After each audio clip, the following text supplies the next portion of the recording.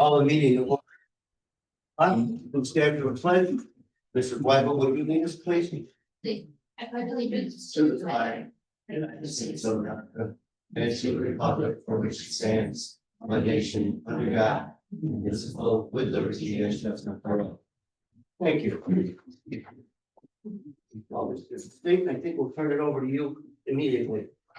Sure, I do have a quick presentation, but before that, I would just like to turn it over to our student board members because I just realized that there is a Board of Education recognition. I don't know why I never heard of that before, but on that note, I'd like to turn it over to Kaylee. This week, we join the New York State School Boards Association in celebrating School Board Recognition Week, a time to express our sincere gratitude to the dedicated individuals who serve on our Board of Education. Your tireless commitment, thoughtful leadership, and genuine care for our students, staff, and community makes a lasting difference every day. On behalf of our entire district, thank you for your time, energy, and unwavering dedication to ensuring that Sepoy Valley continues to be a place where students thrive and excellence is achieved. So we just wanted to thank the board members for their efforts and their time. And, as most of you know, this is a volunteer position. They are not paid for their time, and the time that they put in is not just limited to once a month at a board meeting for half an hour out. A lot of conversation and communication that occurs between board meetings. So just want to thank you all for your service, your time, your dedication. Please appreciate all that you do. Thank you. Thank you. And we have a little treat for you when we go back to our second meeting tonight. All right, moving right along. Mr. Collins, could you please pull up? So you may recall a couple months ago, Mr. Reed presented our district-wide safety plan. And we had to have that posted for 30 days for public comment, and then that was approved. But now there's a new requirement to add, if you could go to page 33, there's what's called a sudden cardiac arrest annex. And it's based on Dacia's law, because there was unfortunately this girl in Buffalo school, 12-year-old girl about 15 years ago, suffered a whole heart incident in gym class. And the school had an AED, but it was locked and they couldn't find the key in time. So unfortunately the girl passed. So there's now the sudden cardiac arrest emergency response annex that is required to be in all building level emergency plans and district level emergency plans. So we need to repost this on our website for another 30-day public comment before we can approve it again. So as you can see, so essentially the main components of this are the automatic external defibrillator, and in your plan it has to designate the locations of those devices throughout the schools, and then the process for identifying warning signs for sudden cardiac arrest. And we've talked about it before, and it seems concerning that we have to look at these types of incidents for high school athletes, but it does happen. And in fact, I was at a principal's meeting this morning, and a lady from the BOE safety office reporting that they have to now conduct training. It's a mandate from the state on sudden cardiac arrest at elementary school level. And so she was reaching out to the principals and said, we don't typically present at that level. So if you can give us any guidance, but the state's taking this very seriously. So as I said, this annex is now required to be part of our district level plan. So it's now up.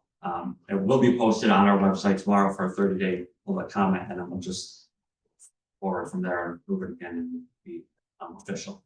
So the annex includes the locations of the AEDs, the process for identifying warning signs, and for utilizing the AED, the names of the nurses, athletic directors, and what times they are available throughout the day. And if an incident were to occur after school at a sporting event, there are AEDs in each school, but there's also one up in the press box. And then, as many of you know, at many of our sporting events, we do have EMTs or EMS or some type of medical assistance on the staff as well. Any questions on that annex? Okay, thank you very much. Board of Education Subcommittee report. Sure. So the Board Operations Relational Development Subcommittee, we met back on October 2nd, and the majority of that time was spent updating the Board of Education goals for this school year and the superintendent goals for the school year. So we just very quickly talked, communicated, because they wanted to see them modified, so I did that, sent them out. they approve them, so I will send those goals to everyone tomorrow for your review. Facilities and transportation, I've been communicating with Adam Crossman in the Transportation Department and Scott Gillette in Facilities to identify some potential dates, and I'll get that out to the committee here, maybe after our meetings tonight, we can look at our calendars. Mike and Ron, you, and we'll just look at some potential dates for and stuff. So committee meeting there, and then finally policy committee, we just met a few minutes ago, and we'll be moving about 5 policies forward for the board for approval.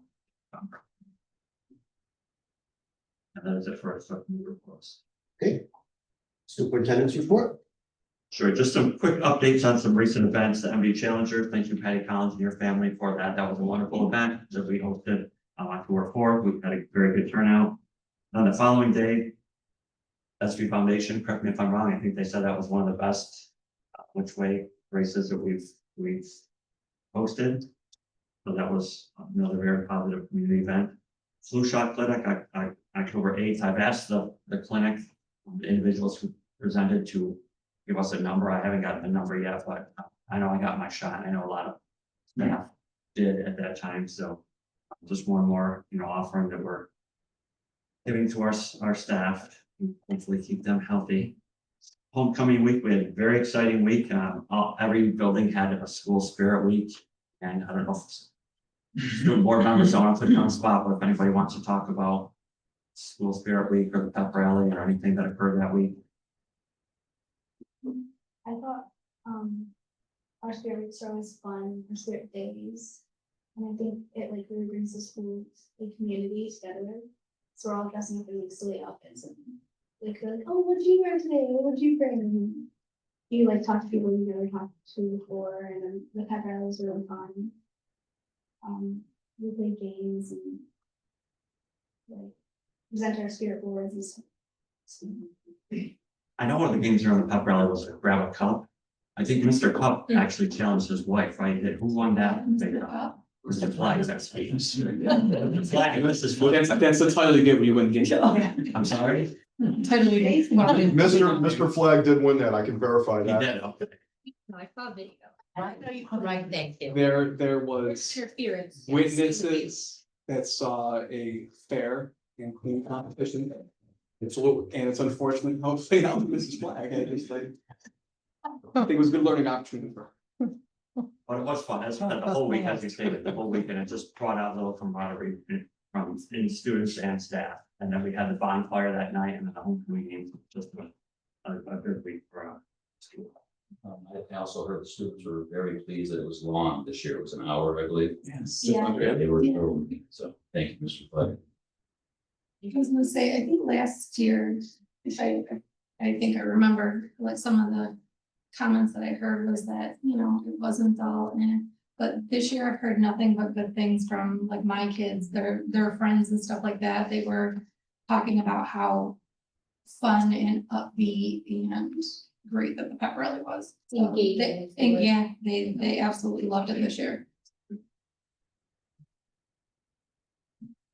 All right, today, at the elementary school, we hosted a bookmobile. So Master Vito Hyundai over the summer put out this grant offering for a lot of the school districts, and many of our teachers responded with compelling cases on why our school should be selected as we were. So essentially, they gave every student in the elementary school, pre-K through 4, a free book through the Master Vito bookmobile. So the owner, Frank Master Vito, was out there with several individuals from the shop. So we appreciate their support on that. Yeah, that was exciting.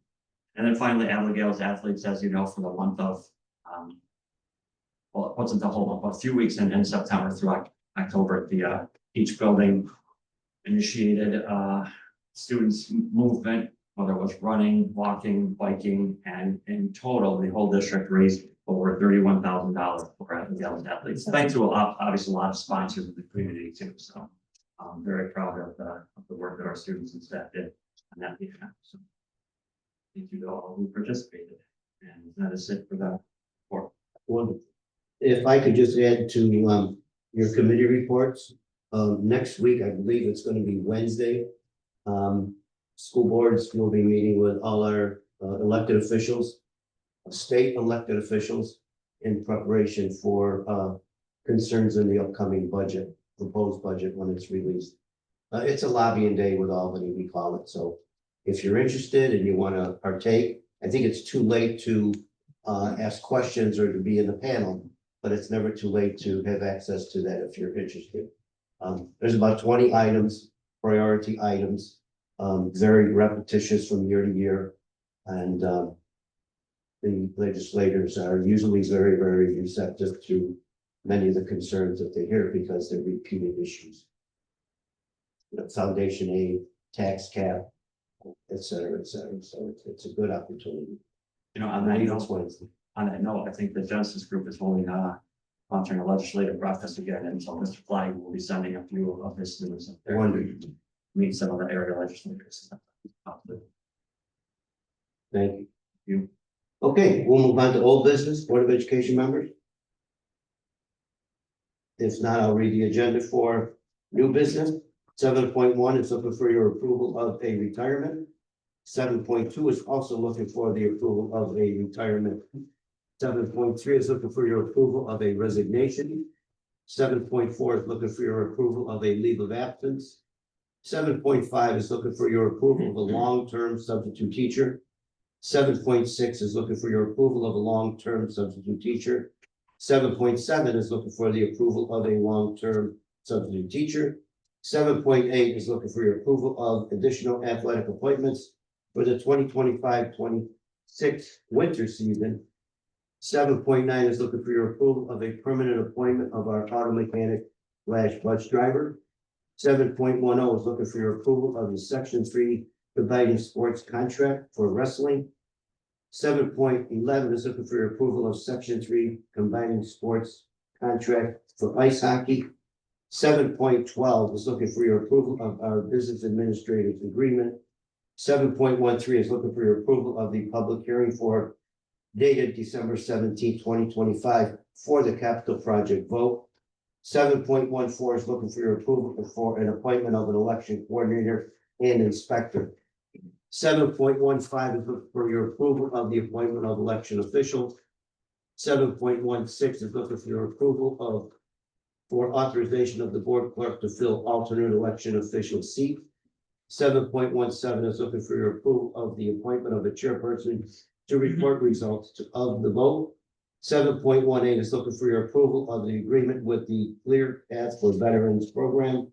7.19 is looking for your approval of the audit report dated 2024-25. 7.20 is looking for your approval of the extra classroom audit report 2024-25. 7.21 is looking for your approval of the minutes from our September 23rd, 2025 meeting. 7.22 is looking for the approval of a resolution authorizing payment of bills as approved by our claims auditor. 7.23 is looking for your approval of the Committee on Special Education recommendations. And 8.1. That's it. That's it. That's separate. Okay. Any questions or concerns? Anyone has any discussion? Can I comment on the other? Yes, you may. The draft report was sent to you today, I believe. The auditor had a conflict, so he was unable to make the, he's offered to come in November if the board would like him to come. It's up to you. His comment was if they don't see value in it, then I don't have to come. So it's up to you. I put in front of you a couple of pages.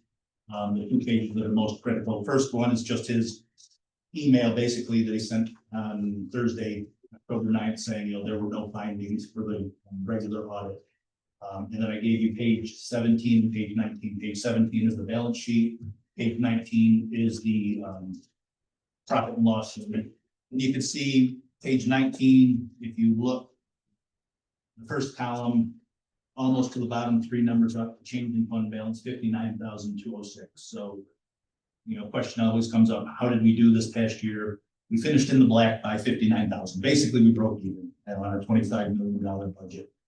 We talked about that a few meetings ago. We did approve a $350,000 transfer to the capital fund to cover new lift that was to be installed. So that was unexpected. Had that not happened, we'd had about $400,000 gain for the year. So being in the black, even with that $350,000 transfer, I was pleased with. Page 17 at the bottom, it just shows our fund balance, total of $3,694,000.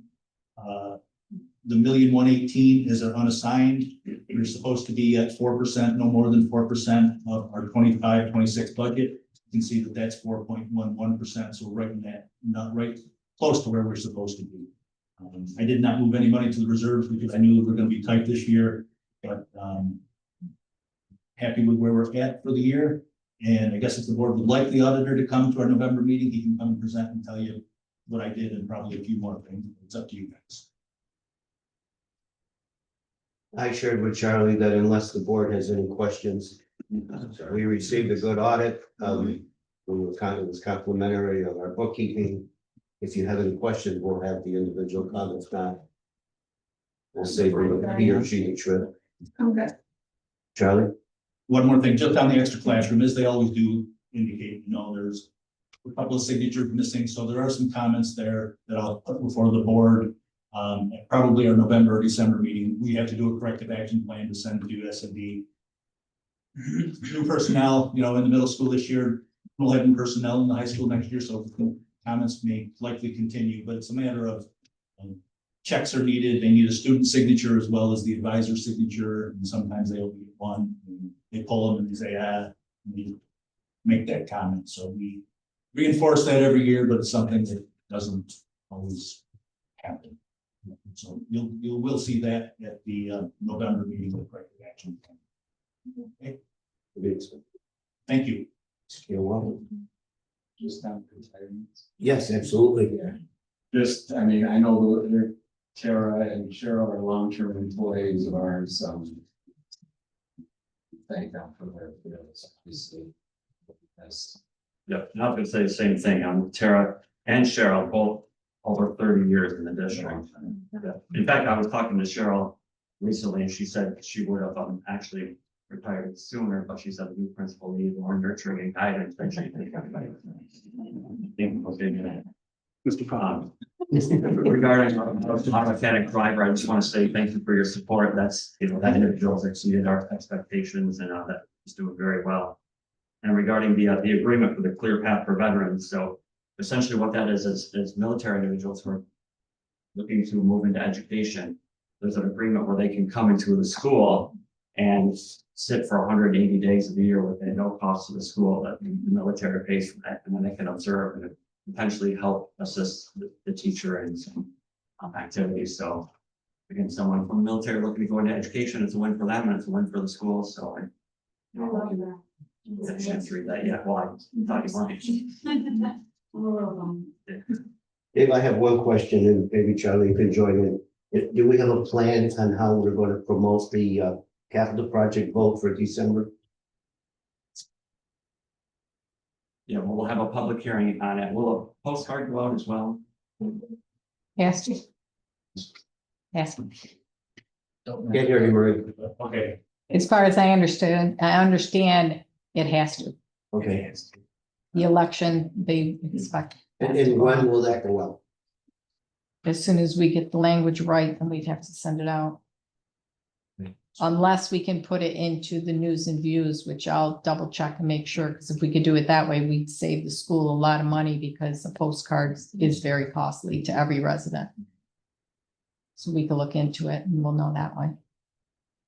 So deadline has been given to me on Friday for the news and views, I believe, Yes. and maybe a little later one. But with that, we need to put information in there about, the scope of the project, estimated costs, what the impact will be to the taxpayers. So we'll work on that tomorrow and the next day. So that is something that will be in the news and views that the community gets in November, and then really promote the public hearing. We'll also use our social media websites and put it on our school website. Usually the presentation that we do for the public hearing will show up on this website a week ahead of that or so. And the only reason I bring that up, I think it's very it's not a vote that's very popular. So we don't see many voters. We'd like to get the word out the best we can, and I think the more we can do, the better it's gonna be. Especially if it's an inclement weather day, it's around the holidays, people are tied up with other issues. In May, we have a decent turnout, still not great. But in December, it's probably gonna be even less than that, so whatever we can do to the best of our ability, you know. Thank you. What was that date, December? 17th. Is the vote date. The Wednesday, not a Tuesday. And the school end that Friday? I'm sorry, yes. School ends that Friday, right? Yes. So it's 2 days before vacation. If whatever the board can do to help you, I'm sure we can stay behind. We can do too much. You can Photoshop Tony and the cannonball into speeches. We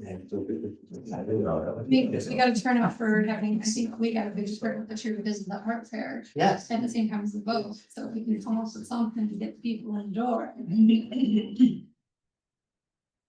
Okay, Board of Education, anyone have any concerns for other than Mr.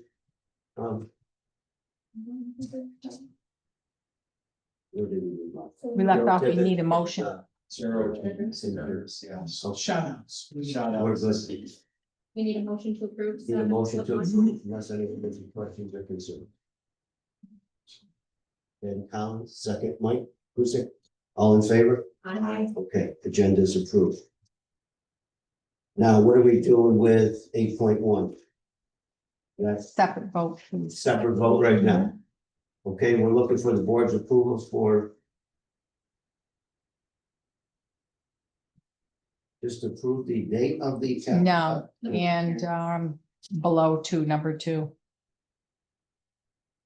Oops, To sorry. approve the special meeting And the proposition and below. the proposition. You want me to read the whole thing? No, I think everybody here can read it since it's Okay. like a page and a half. Paragraph.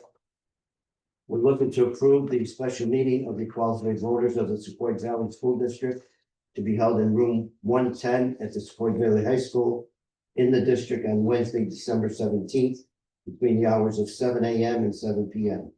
The following proposition will be submitted for voter approval at said meeting. The proposition states, let's see if I can summarize that. They have access to this one. Yeah, they do. Generally, it's $15,755,000 capital project. Okay. Yeah, we'll leave it at that rather than read everything here. Okay, I need a motion to approve that, 8.1. Mr. Second? Second. Ron? Mr. Fratelli, all in favor? Aye. Motion approved. Miscellaneous topics, Board of Education member? Student vote. Bailey? Well, I just want to say our girls varsity soccer pink games tonight at 7. Do you have bake sales and right, bake sale up there? We do have a bake sale. I heard cinnamon rolls might be up there. Bake sale, a 50-50 raffle and raffle baskets. See you there. All right.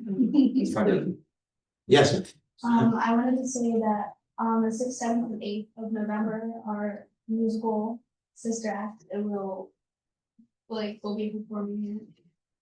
And it'd be really fun if everyone could come. Tickets went live today for $10, and there's a science game. I think Brad said that Mr. Decker said you guys sold 300 tickets today. Yeah, I said I bought 10 of them. It's like 7:24 a.m. That's exciting. Just get in early, get your seats. Yeah, I love that system that we have now. Just come on, pick your seats. That's beautiful. Tabby Collins, she's in 8th grade. No, she's tall, long blonde hair. She's Thank you for reminding us. Thank you for. We got it in writing, but it's nice to hear it. Thank you. We got the vote wasn't on the night of the. Before people could go. It's, mean, Have to go They first. sold 300 tickets already, so. Instead of second stand, we got. Right. Next item on the agenda is public to be heard. If anyone would like to speak or address the board. Yep. Just on the, I just wanted to say something on Sure. on the attendance. I know our administrators have worked very hard on their attendance. And I was hoping at some point to see like some numbers on that. And then Mr. Reed and Mr. Flag or you guys put something together with that. Because I know it's, we really improved that, which I think is like really important, obviously. I think that'd be good for us to see, that to be presented to the raw. Yeah, because Mr. Reed presented that at the advisory council. Yeah. Talked about the increase in incentives, yep. And Mr. Plank talked about the decrease in disciplines. Yeah. Any specific procedure that we can just hear about quickly? When you improved attendance, anything that just, I think Come to it's mind? staff, but I think the credit goes to the staff as a whole, right? So I think if you improve the learning environment, you improve attendance. If you make it so kids want to come to school, and if kids need additional support, get those things expeditiously, then that will organically help to improve kids' comfort. I think it's that simple. You know, I think we set a collective goal. We talked about that as a staff before the school year began. We talked about it with students. We challenged students. Every presentation that we did with those start of the year assemblies set a goal for attendance, right? And also set a standard of if you need support, let us know, whatever that looks like, social, emotional, academic, behavior, whatever it is, communicate with us and then let us check with you and buy in. Our teachers, our staff, they're the first line of defense and they've been so communicative and supportive of kids that I think that has been invaluable. I think that's been the X factor. So we've seen an increase of over 2% early on. I mean, you're talking about 1 month, but that's a massive increase. You're talking about attendance rates. So discipline rates, it's gone down mostly. So if you take the cell phone violations off the table, it went down like 40%. If you put cell phone violations on the table, which you would assume they're pretty much stable. But if you take those cell phone violations off, which we'd expect, and there's been no pushback, there really hasn't been a conflict with it, you're seeing kids responding and coping and interacting in a better manner. So the other thing that I think was valuable is we did some surveys that actually came from Ms. Babby in terms of the idea, library immediacy. Yes, fantastic. So with the, of course, the kids actually started to canvass other kids, and that prompted the idea of us canvassing staff on the impact of the smartphone ban, and it was profoundly positive. So it's good data, it all exists if you want. great to hear. Thank you, Mr. Gertelli, for bringing that up too. Okay, I need a motion to adjourn for executive session to discuss personnel. Mrs. Pamelia? Second. Mrs. Wyland, do you second? Sure. To adjourn for executive session to discuss personnel matters? All in favor? Thank you, folks.